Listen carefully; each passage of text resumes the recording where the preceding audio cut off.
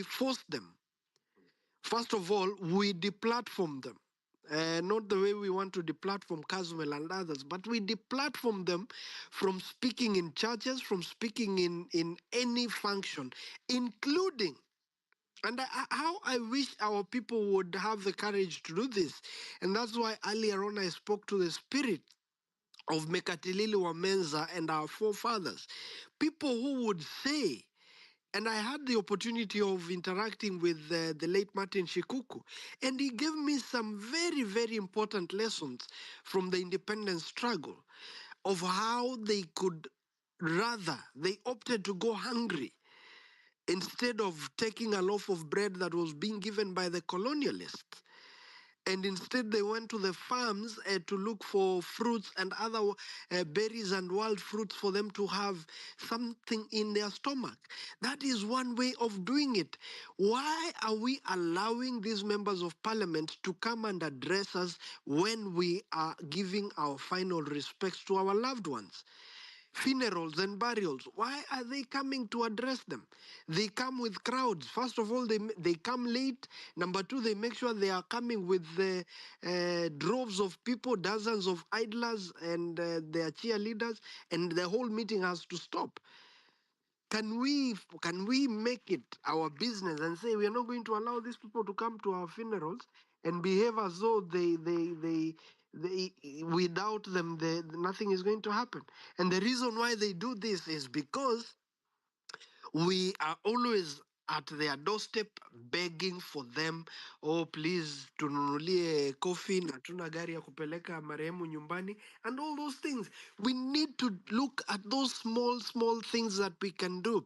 And the other thing I have also in mind, and which I've talked about, and I'm going to repeat it here, the frustration of the people that we called for Mashujaa Day, people to come at Uhuru Park, our people didn't show up.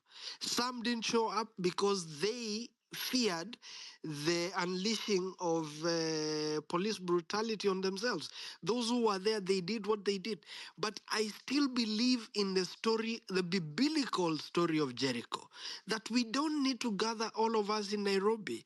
We don't need to gather all of us in one central place.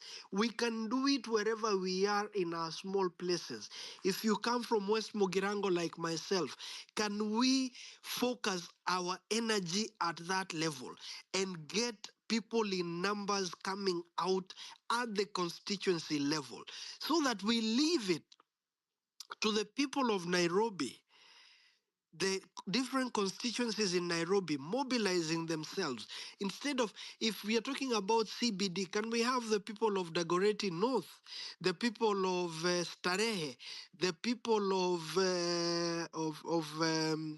of Langata coming out and storming those areas? Embakasi East, we are talking of Jacaranda, and the whole republic. If we are able to mobilize like that, one, that becomes effective for two reasons. Number one, it is less demanding in terms of the mobilization effort and the logistics because of the smaller area that you cover, and because you then take advantage of the weakness of the police deployment. Those rural areas are not as heavily deployed as Nairobi would be. Those rural areas would not have the opportunity to deploy the military or assign them as it would be for Nairobi. And therefore, if we do that, then we are able to we are able to overcome the people that William Ruto are likely to use at that level against the people. If we do that, we will be able to make it a national thing. It will become a snowball.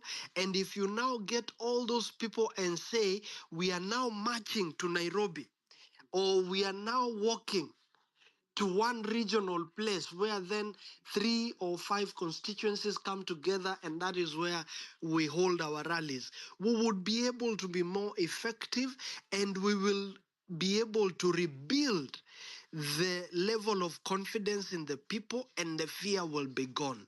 Now, lastly, what we now also need to do is to identify media outlets through which we are going to spread the word. Because you realize, and I think I've spoken about this in the past, that without, as well as we do here in these spaces, we need to reach out to the masses down there. So we need to identify. Royal Media, for example, may have been doing some good work. If you're talking about Nation and the so-called mainstream media houses, do they still have the metal? And do they have the capacity to stand up against William Ruto?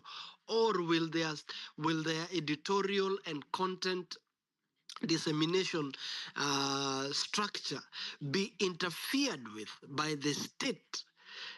That is a question that we need to ask ourselves, because again, without having identified partner media outlets that will tell our story, that will do podcasts, that will do those interviews with our people, that will make sure that we put out these things out there for our people to follow, then we are speaking to ourselves and basically preaching to the converted.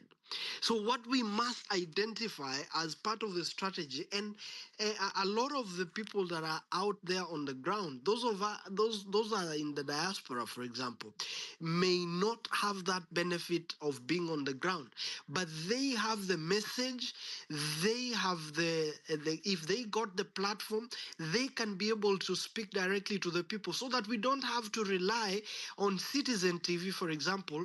If they don't invite you for the breakfast show with Trevor, or if they don't invite you to be on Citizen, what is it called, the evening show, then you have no other space through which you can, you don't have the national platform for you to be able to address these things.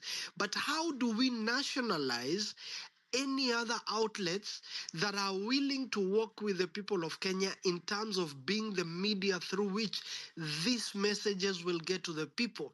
Vernacular radio stations, do we have influencers and other people who have great followings? How do we then move these conversations from the X spaces to the platforms where the people have?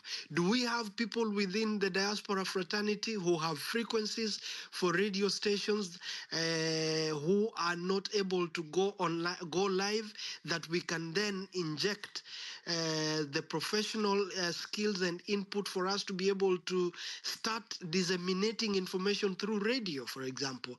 Do we have people who have TV broadcasting licenses, but they are not able to go live because of one reason or another, and they are holding their license in the pockets? Do we have those people? Come out, speak to us. Some of us are media professionals.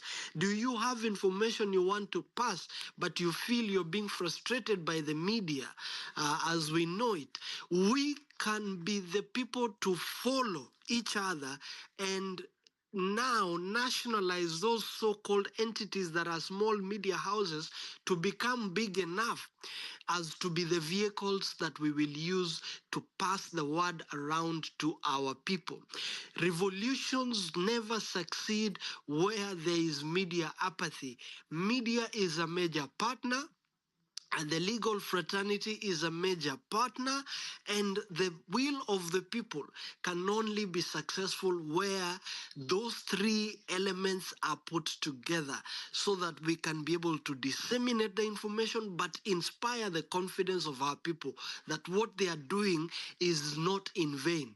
And I say so because I have seen some comment here, somebody who said, "Hii Kenya palimefika, hata there is no reason to fight for it." It is a comment that is on this space tonight, that wacha iende vile itakuwa.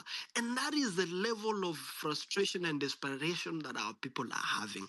So I just want to leave it at that, and request that we seriously think about doing those things and making sure that we mobilize our people strong enough for us to be able to get the outcomes that we desire.